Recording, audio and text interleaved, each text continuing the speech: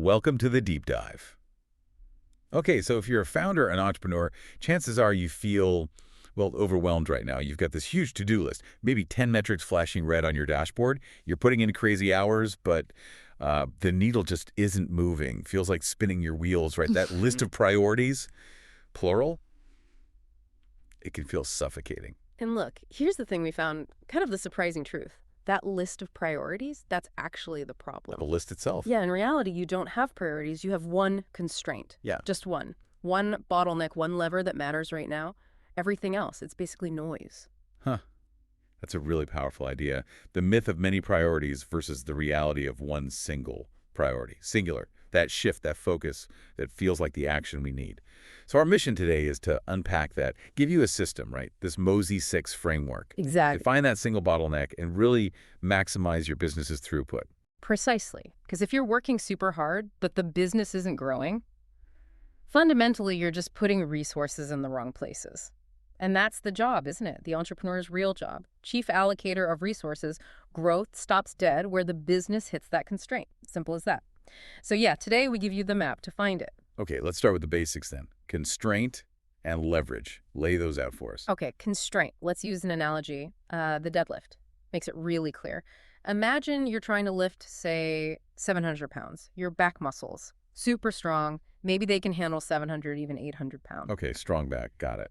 But your grip strength, it taps out at 500 pounds. Ah, okay. So 500 is your actual limit then. Exactly. So the question is, where do you spend your training time? You work on making that strong back even stronger, hit 800. Probably not. Or do you work on the grip? If you work on the back, guess what? You're still pulling 500 pounds.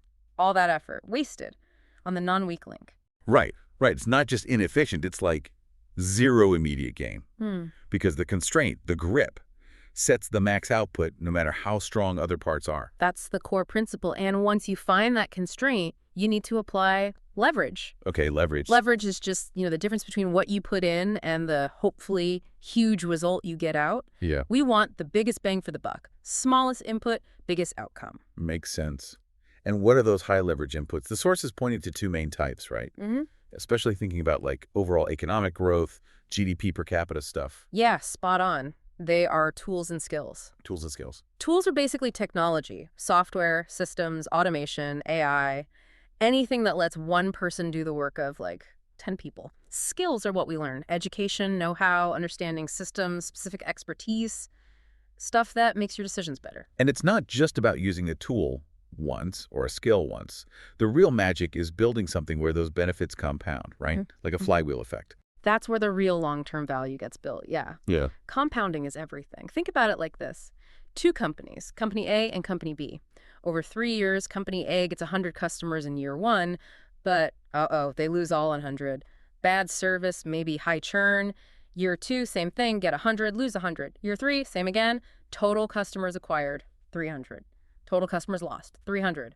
Net result, 0. Just running hard to stay in the same place, treading water. Exactly. Now, Company B also gets 100 customers in year one, but their product, their service, it's sticky. They lose basically 0. Year two, they get another 100. Now they have 200 total. Year three, another 100. They're at 300 total customers. Wow, so same number of new customers each year, but Company B is 3 times bigger and probably way more profitable. Way more. Because of that compounding vehicle, that stickiness, maybe its reputation, low churn, could be built-in virality. That's what builds the real business, not just getting leads in the door. That's a really great way to illustrate it. Yeah, okay. Now, before we dive into the framework itself, the Mosey 6, you mentioned something really important. A big mistake people make when they do try to fix a constraint. Yeah. This. Hidden cost of change. Yes, this is critical. Super important. Whenever you roll out a major new process, think new CRM, totally new sales motion, big pricing change, you should just expect things to get worse before they get better. Yep. Plan for about a 20% dip in performance right off the bat. 20%, just like that. Pretty much. It's like a fixed cost. People resist, they need retraining, workflows get disrupted. It's almost guaranteed. Okay, the rule of 20%. So if I have this tweak and I think maybe optimistically, it'll give me like a 5% boost. Don't do it. Just drop it. Absolutely, because you're basically guaranteeing a 20% drop just to implement it. The math is terrible. You only bet on changes that promise at least a 20% improvement. Otherwise, the risk, the disruption, it's just not worth it. That's fascinating. And it kind of explains why sometimes just not changing things constantly actually lead to improvement, doesn't it? People naturally get maybe 3% better each year if you just let them settle in. That's often true, yeah. They refine their own processes, get more comfortable. So if changing things is risky and costly, it really highlights why we need to be damn sure we're fixing the right thing. No guessing. No guessing. Which brings us to the Mosey 6 framework. All right, let's get into it. The Mosey 6. So the Mosey 6, think of it like a checklist, but really it's a decision tree. You follow the path, and the goal is to get off at the first exit that correctly identifies your constraint. Don't go through all 6 unless you absolutely have to. Find the problem, stop, and fix it. Okay. Step 1, M1. More. Why is just doing more of what's already working the default first move? The highest risk-adjusted return. Well, because if something worked, even just once, even if it wasn't perfect, doing more of it is very likely to work again. You've already got proof it can work. People often skip this because, honestly, it often just requires more effort, not more cleverness. And we forget diminishing returns. Well, there's still returns. Right? If your first $1,000 in ads got you 10,000 back, and the next 1,000 only gets you 3,000, hey, 3 to 1 is still amazing. Max out what works first. Yeah, I think a lot of us entrepreneurs, we quit on something way too early. Yeah. Before we even hit real diminishing returns, which brings up your counting hundreds rule. What does that mean practically? It means you probably don't really know if something's working or not working until you've done it at least 100 times. Seriously. 100? Yeah, like 100 cold outreach messages before you judge the script, or 100 pieces of content before you decide the platform hates you or your ideas are bad. People try something 10 times, maybe 20, it doesn't pop, and they give up. That's usually not enough data to know anything for sure. You need volume. Okay, so do more until you can't or until you hit a wall. What if you can't just do more? Yeah. Maybe you've maxed out the channel, or maybe you just don't know if it's even working. That takes us to M2, right? Metrics. Exactly. If you can't do more, it's often because you don't have the data. You don't know what success even looks like. You need your numbers, your conversion points. How many leads are you getting? How many schedule a call? How many show up? What's your sales conversion rate? What's your customer acquisition cost to your FAC? And your lifetime value LTV. And why is tracking all that so crucial for the speed of the business? Because your business can only move as fast as you can make good decisions. Definitive decisions. If you have the data, you can see what's working and what's not. You can make decisions quickly, maybe even reverse them if needed. Fast choices. Without data, you get stuck. Analysis paralysis. Should we do A or B? And while you're stuck debating, the business stalls. Got it. Data equals speed. Okay. So, if the numbers show that just doing more isn't the fix, then we move to M3, market.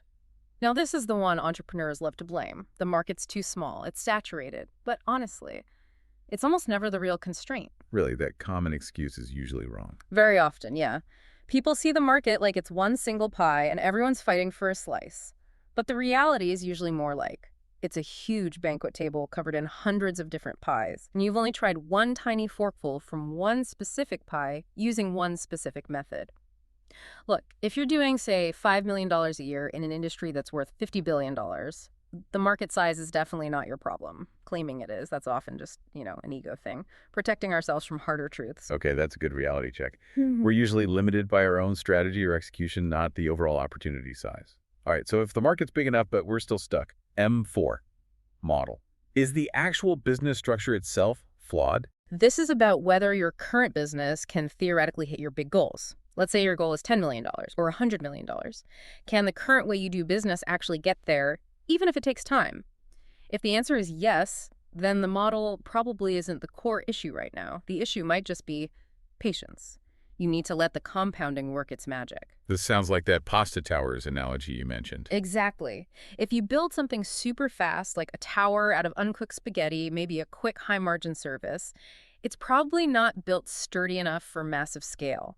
The fastest path to your first million is often not the same path that gets you to $100 million. Sometimes you need to slow down, restructure the model for compounding. That means things like reducing churn, increasing LTV, building better internal systems. You might sacrifice some speed now for much greater strength and scale later. Okay. Model might need tweaking for the long haul, but maybe isn't the immediate bottleneck if the potential is there. So if it's not more, metrics, market, or model. Then we get into the really tactical stuff. M5, money. This one seems complex with 4 sub-diagnostics. How do we tackle the financial constraints? Right, money. This is where things get granular. We always start by looking at the relationship between two key numbers: your customer acquisition cost, CAC, and your lifetime gross profit, or LTV. CAC versus LTV. Okay, let's walk through the scenarios. What if my LTV is just too low? Okay, so scenario one, your CAC is kind of normal for your industry, maybe even good, but you still feel like you can't afford to acquire customers profitably. That almost always means your LTV is too low. Your competitors, they're simply making more money from each customer than you are. Ah, so they can afford to pay more for ads? Basically outbid me. Exactly. They can pay more to get the customer because the customer is worth more to them over time. The fix here isn't sales or marketing. It's usually product or delivery. You need to increase the lifetime value. Upsells, cross-sells, better retention, maybe just charging more if the value is there. Okay, LTV problem means fix the back-end value. What about the flip side? Maybe I make good profit per customer, but I just don't get the cash fast enough to reinvest. Right, that's a cash flow constraint. You're profitable on paper, but the money comes in too slowly. Maybe you get paid net 60, net 90. Yeah, that can kill growth. Totally. The fix is about accelerating that cash collection. Maybe you change your main offer from monthly billing to quarterly or even annual prepayment. Or, here's a clever one. Offer your absolute best guarantee, but only if the customer prepays the full amount up front. Gives them a huge incentive to pay faster. Interesting. Using the guarantee to manage cash flow. I like that. Okay, 2 down. Now, what if my LTV is actually pretty good, seems healthy, but my CAC is just way too high? How do I figure out why it's too high? Okay, high SAC, healthy LTV. This usually boils down to one of two things, or sometimes both. Either your advertising sucks, meaning leads cost too much because your ads aren't effective, your targeting is off, or your opt-in rates are terrible, or your sales process sucks, meaning you're closing too few of the leads you do get. Your conversion rate from lead to sale is too low. So fix the weak link. Better ads or better sales? You got it. If the ads are the problem, you work on creative, targeting, landing pages. If sales closing is weak, you need better sales training, better scripts, better systems. You mentioned something specific for the closing too few problem. Installing a VSL, a video sales letter, between sales stages. But hang on, isn't adding another step just slowing the whole sales cycle down? That's a great question. It seems counterintuitive, doesn't it?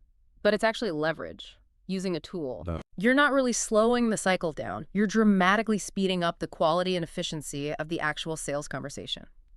Think about it. The VSL, this short video they watch before the call, it pre-sells them.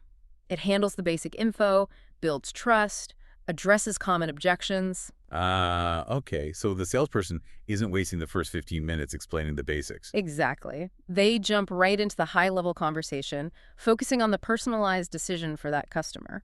It actually leads to faster, higher-quality closes, more throughput from your sales team. Okay, that makes total sense. Changes the whole dynamic of the call. Clever. So that covers the money constraints. If none of those are the core issue, we finally arrive at the last M6, manpower, the supply constraint. And this usually pops up when the business gets really good at the demand side, right? Marketing and sales are humming. But then the delivery side, the actual people doing the work, starts to break. Quality drops. Deadlines get missed. That's typically it, especially for service businesses, where you're essentially selling skilled labor or time. The ultimate bottleneck becomes your ability to deliver quality at scale. And the ultimate fix, it's hiring. But not just any hiring, high-leverage hiring. We found the biggest arbitrage, the biggest opportunity is often in taking potentially lower-skilled but high-potential talent, giving them truly exceptional training, and then capturing the value they create. Hold on. You're saying intentionally hire lower-skilled people. Yeah. Doesn't that just immediately tank the quality, which was the whole problem? Good clarification. It's not about hiring low-quality people. It's about finding people with high character, high drive, high potential, who just lack the specific skill you need right now. You can't easily train character or motivation, but you can train skills. If your training system is world-class, you can take someone smart and motivated and turn them into a high-value team member relatively quickly. Okay, so the emphasis is on the training system being exceptional. Absolutely. And then you need to attract that talent. If, say, a trained insurance agent or a coach brings in $250,000 a year in gross profit for your company, offering a $25,000 internal referral bonus to your existing team for finding someone great, that's not crazy. That's smart business. Yeah. You need to recruit talent just as aggressively as you recruit customers. Wow. Treating recruitment like a core marketing function. Okay, that covers the Mosey 6. Now, one more piece related to this. You argue that setting prerequisites for who you even work with isn't just good business, it's almost an ethical thing. I really believe it is, yeah. Yeah. Especially if you're in education, coaching, high-ticket services. Think about it simply. You wouldn't try to teach quantum physics to a toddler, right? It's pointless. They don't have the foundation. Success often stops where the client or customer simply doesn't have the baseline knowledge or resources to implement what you teach or provide. So by setting high prerequisites, maybe requiring clients to already be at $6 revenue before joining your advanced mastermind, you're doing two things. One, you're drastically increasing the odds that the clients you do accept will actually succeed. Which makes your program look better, lets you charge more. Exactly, because your success rate is higher. And two, you're ethically filtering out people who just aren't ready yet, saving them time and money. You're maximizing value by only working with those truly prepared to win with your help. Filling the foundation gap first. Makes sense. So the Mosey 6 helps us pinpoint the single constraint, the one path up the mountain. But like we saw with money, sometimes there are multiple ways to attack that one path. The paradox of solutions. Right. Once you know the bottleneck, maybe it is, leads cost too much, you still have choices. Do we improve the ad creative, optimize a landing page, test new audiences, refine the offer? You look at those options and you choose the one that gives you the highest leverage, the highest probability of success based on the skills and resources you actually have right now. It's really practical, actionable system. Fantastic. So maybe a final thought for everyone listening, something about difficulty. You actually need to seek hard. If something feels easy, a new market, a new tactic, chances are it's already crowded or will be very soon. Easy doesn't usually lead to long-term compounding advantages. So when you hit that wall, that point where you think, ugh, this is hard, try to immediately reframe it. Don't think this is hard. Think, okay, this is just a skill I don't have yet. That little mental shift, it changes everything. It puts you back in control, ready to learn and attack the constraint instead of letting the difficulty define your limits. Great advice. Seek hard, because hard is where the opportunity lies. So if you're feeling stuck, maybe pause that endless to-do list. Take some time this week, walk through the Mosey 6 framework for your own business, find your single constraint, and then focus your energy there. Thank you for tuning in to The Deep Dive. We'll catch you next time.